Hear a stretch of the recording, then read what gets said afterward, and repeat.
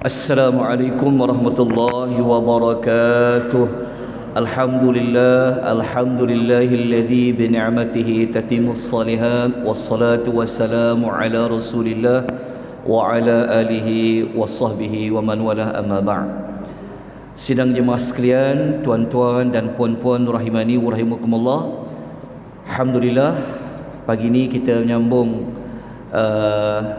ayat yang berikutnya, iaitu ayat yang ketujuh, yang mana pagi ini kita akan memulakan perbincangan ayat-ayat berkenaan dengan golongan kanan. Pada rakaat yang pertama tadi, imam membaca suratul Waqiah tentang golongan kanan, golongan kiri dan juga as-sabiqun.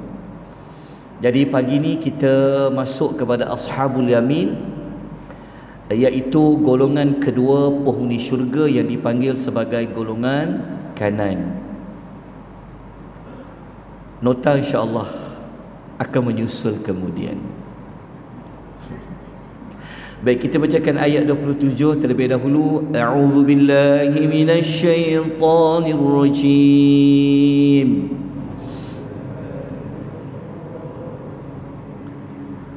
وأصحاب اليمين ما أصحاب اليمين.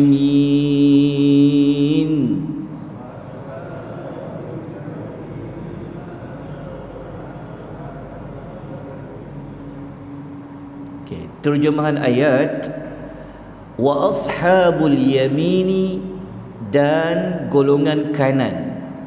Kenapa ada huruf dan? Huruf waw di situ adalah kata penghubung selepas Allah menceritakan golongan as-sabiquna sabiqun. Maka Allah menceritakan dan golongan kanan. Apakah? Kat sini adalah persoalan. Allah bertanya, ashabul yamin, golongan kanan itu. Dalam terjemahan yang ada di tangan tuan-tuan dan puan-puan, dia tak terjemah bentuk persoalan, tapi dalam terjemahan Quran yang diterbitkan, dia terjemah terus kepada alangkah beruntungnya golongan kanan itu. Tapi saya terjemahkan ikut ayat ini kerana ingin menunjukkan pada isu iaitu Allah bertanya, apakah? Kenapa Allah bertanya kepada kita dengan mengemukakan kalimah ma? Kata Dr. Wabah Az-Zuhaili rahimahullah dalam tafsir Al-Munir, Allah bertanya dalam ayat itu bukan untuk Allah ingin mendapatkan jawapan daripada kita, tetapi Allah bertanya dalam persoalan itu sebenarnya pertanyaan yang Allah nak menunjukkan rasa ta'jub dan rasa ta'zim. Maknanya Allah bertanya, sebenarnya Allah Ta'ala nak menunjukkan kekaguman dan kehebatan golongan kanan itu. Bukan bertanya tu kerana Allah ingin mendapatkan jawapan, tapi bertanya itu sebenarnya nak memberitahu kepada kita bahawa golongan kanan ini Allah Ta'ala muliakan mereka. Golongan kanan ini, kalau rujuk dalam tafsir Ibnu Katsir, kata seorang ulama Maimun bin Mahram mengatakan, golongan kanan ni dia berada di bawah darjat golongan al-muqarrabin. Al-muqarrabin ni siapa? As-sabiquna sabiqun. So darjat dia di bawah. Dr. Wabah Az-Zuhaili dan para ulama tafsir lain menambahkan lagi maklumat. Golongan kanan ini, mereka kalau Allah memberikan buku amal, buku amal itu akan diterima dengan tangan kanan. Okay. Kalau as-sabiqun tentulah tentulah dengan tangan kanan. Sebab kalau golongan ashabul yamin pun dapat buku dengan tangan kanan, buku amal tu, maka apatah lagi as-sabiqun sudah pasti akan menerima buku dengan tangan sebelah kanan. Baik, tuan-tuan, kalau kita rujuk dalam ayat Al-Quran yang lain, golongan kanan ni dia ada satu nama yang lain yang dipanggil golongan pertengahan. Golongan pertengahan ni dia berada di antara golongan yang zalim dengan golongan yang mendahului. Okey. Pembahagian 3 kategori orang Islam ini sebenarnya diambil dalam surah Fatir ayat 32. Ayat ini boleh ditemukan pada muka surat 438. Allah menyebutkan orang yang Allah turunkan Al-Quran, orang yang menggunakan Al-Quran itu mereka terbahagi kepada 3, kata Allah. Yang pertama, kata Allah, darjat yang paling bawah sekali adalah faminhum zalimun li nafsihi, iaitu yang menganiaya diri mereka sendiri. Tuhan panggil ni golongan yang zalim. Tapi ni orang Islam. Orang yang zalim di sini adalah orang yang mencampur adukkan antara dia buat pahala dengan dia buat dosa. Golongan yang naik sikit, wa minhum muqtasidun, iaitu yang pertengahan. Dan golongan yang paling terbaik, wa minhum sabiqun bil khairati, iaitu yang mendahului dalam melakukan kebaikan-kebaikan. So golongan yang sabiqun bil khairati adalah golongan sabiquna sabiqun. Seperti ayat nombor 10, 11 yang pernah kita ulas sebelum ini. Tapi bawah daripada golongan yang mendahului dalam buat kebaikan ini, mereka dipanggil golongan muqtasidun, yang pertengahan.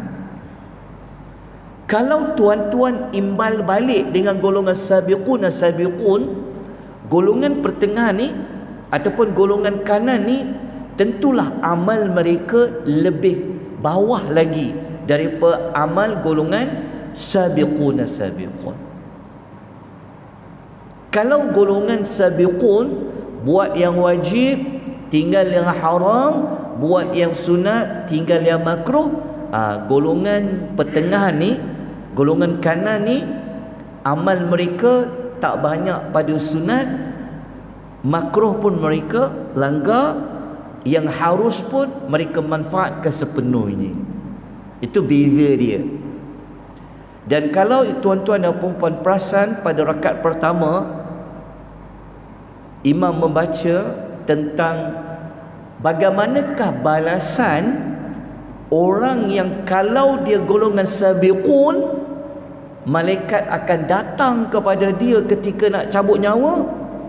Dia ada cara dia berbeza dengan golongan kanan. Kalau dia mati, malaikat maut akan cabut nyawa, akan datang kepada dia dengan menyebut perkara yang lain. Perasan tak ayat yang hujung rakaat pertama? Tak apa, saya sebutkan. Kalau golongan al-muqarrabin, fa amma in kana minal muqarrabin, kalau dia mati, malaikat maut akan datang kepada dia. Malaikat maut akan menyampaikan 3 perkara. 3 perkara tu apa? Farauhun wa raihan wa jannatu na'im. 3 benda ni malaikat akan kata. Rauhun, raihan, malaikat akan kata bergembiralah, dapatlah ketenangan, dapatlah kebahagiaan, dan dapat syurga an-na'im, pelbagai nikmat. 3. Tapi kalau golongan kanan kan, bawah sikit amal dia, Malaikat akan sebut satu perkara je ketika nak mati. Apa dia? Malaikat kata, Fasalamul laka min ashabil yamin. Malaikat sebut, selamat hang daripada golongan kanan. Malaikat kata apa? Selamat anda kerana anda daripada golongan kanan. Tu je malaikat sebut. Nampak tak beza? So apabila kita mendengar bacaan seperti itu, maka objektif surah Al-Waqi'ah ini mengajak kita kepada daripada kita duduk pada golongan kanan, maka kita kena upgrade supaya kita menjadi golongan sabiqun. Okey, dalam bab akhirat jangan hanya mengatakan cukuplah golongan kanan ni pun dah selamat dah daripada neraka. Dan bab akhirat jangan ada rendah diri, kena tamak. Kena tamak. Saya nak jadi golongan sabiqun supaya kalau saya mati nanti malaikat akan sebut kepada saya 3 perkara tu. Rauhun, raihan, wa jannatun na'im. Tu ayat yang hujung-hujung 90 lebih dah. Dalam ayat dalam suratul Al-Waqi'ah. InsyaAllah nanti kita akan sampai pada ayat itu bersama dengan nota yang bercetak insya-Allah. Sekadar mengingatkan kembali apa yang tadi dibaca oleh imam pada rakaat yang pertama. So apa pengajaran ayat yang ke-27 ini? Walaupun ya golongan ashabul yamin ini iman mereka lebih bawah, ikhlas mereka lebih bawah, amal mereka lebih bawah daripada golongan sabiqun, Allah tetap memuji golongan ini. Dan yang kedua, darjat golongan ini lebih bawah dari golongan as-sabiqun. Baik, tuan-tuan, jom saya tunjukkan isyarat. Kalaulah ada yang bertanya, macam mana kita boleh cari golongan golongan kanan ni dia lebih bawah darjat dia daripada golongan sabiqun? Antaranya kita boleh melihat susunan ayat penyebutan golongan kanan. Ini maklumat ni ada kita terangkan pada nota yang awal-awal dulu, pada ayat-ayat awal-awal dulu. Cuba tuan-tuan tengok ya susunan ayat. Golongan pertama yang Allah menyebutkan dia akan dapat syurga penuh nikmat, siapa dia? Ayat ke-10, was-sabiquna sabiqun. Selepas Allah sebut golongan sabiqun sampai ayat nombor 24, 25, 26 kita cerita hadis malam tu, baru ayat itu sampai kepada golongan wa ashabul yamini ma ashabul yamin, seperti yang kita baca pada pagi ini. Ini dipanggil apa? Susunan ayat Al-Quran itu menunjukkan yang the best disusun atas dulu, lepas tu baru disebut yang di bawahnya. Okey, faham taknya? Boleh ya? Okey.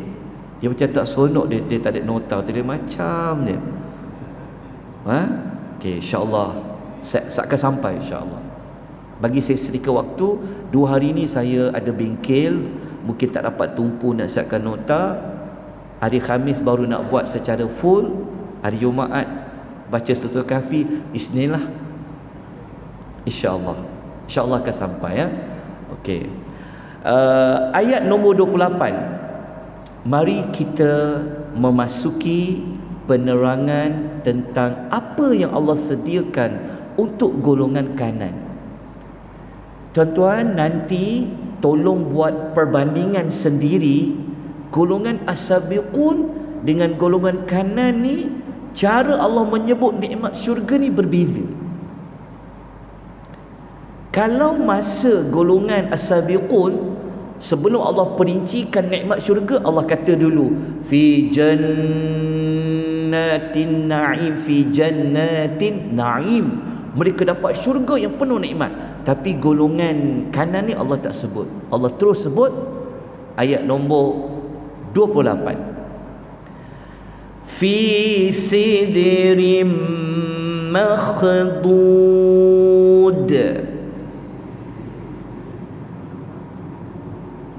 Okey, ayat 28, 29, ayat 30 ni Allah menyebut nikmat mendapat teduhan. Ni nikmat mendapat naungan di dalam syurga. Tuan-tuan, orang Arab mereka kan sentiasa berada dalam keadaan panas. Betul tak? Sentiasa panas, padang pasir, tak ada hutan-hutan, padang pasir. Jadi mereka dimotivasikan oleh Allah, apabila mereka masuk syurga, mereka akan berada di tempat naungan teduhan yang sangat baik. Jadi Allah mengatakan teduhan yang pertama, mereka akan berada di sidrin, pohon-pohon bidara, yang pohon bidara itu makhdudin, yang tidak lagi mempunyai duri. Maknanya pokok sidr dikenali oleh orang Arab.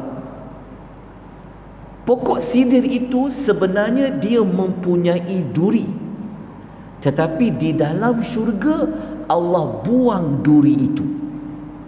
Ini seperti yang disebutkan oleh Al-Imamu Ibnu Katsir dalam tafsir Al-Quranul Azim.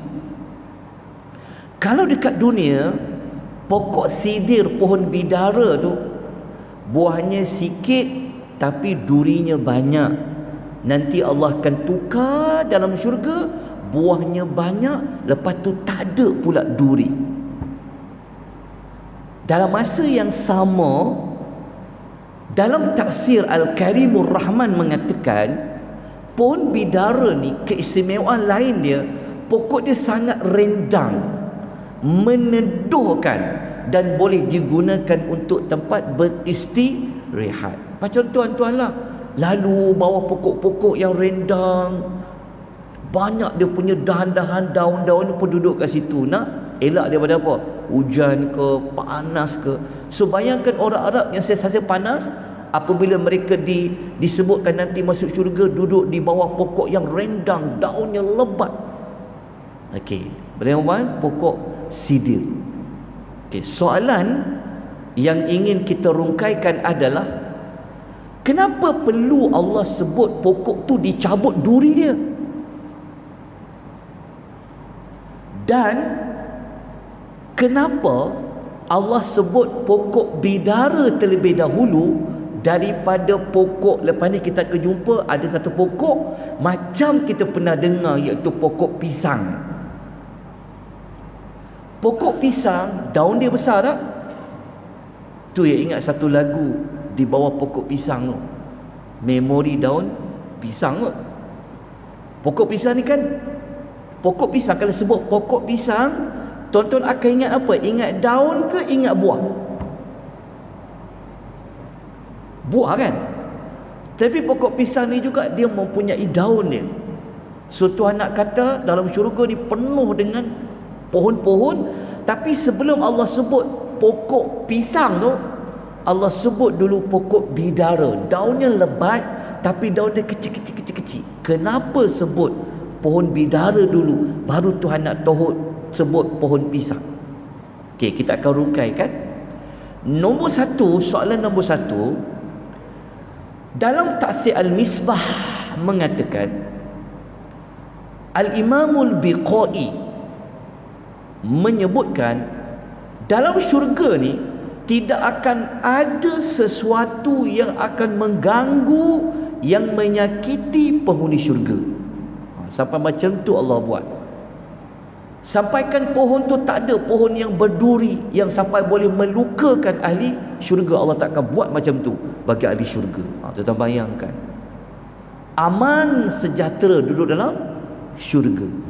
Kenapa perlu disebut duri? Kerana kalau dekat dunia, pohon tu tersilap pegang boleh menyebabkan luka, duri yang ada. Tapi Allah buang duri itu. Kenapa? Kerana nak menyelamatkan penghuni syurga. Allah tak nak bagi ada sedikit pun yang menyakitkan penghuni syurga. Hebatnya Allah sediakan untuk penghuni syurga. Okey, kenapa disebut pohon bidara terlebih dahulu? Kata Dr. Wahbah Zuhaili, ini dipanggil metodologi. Nak menyebutkan nikmat yang paling bawah, cara nak sebut daripada bawah naik ke atas, naik ke atas. Allah sebut dulu pohon bidara sebab Allah nak sebut dulu nikmat yang rendah, nanti Allah nak naikkan lagi. Allah nak naikkan lagi tentang naungan dan teduhan itu. So apa pengajaran ayat nombor 28 ni?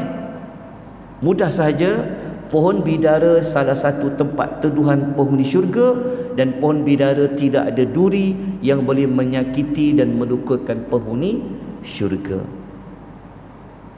Kenapa Allah buat macam tu? Kerana syurga ini adalah Darussalam, tempat yang aman.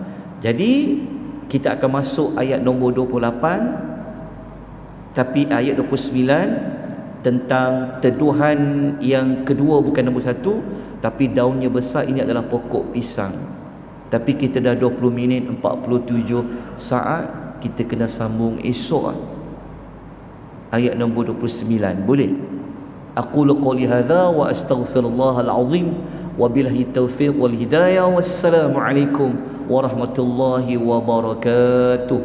Tutup dengan tasbih kafarah dan suratul Asr.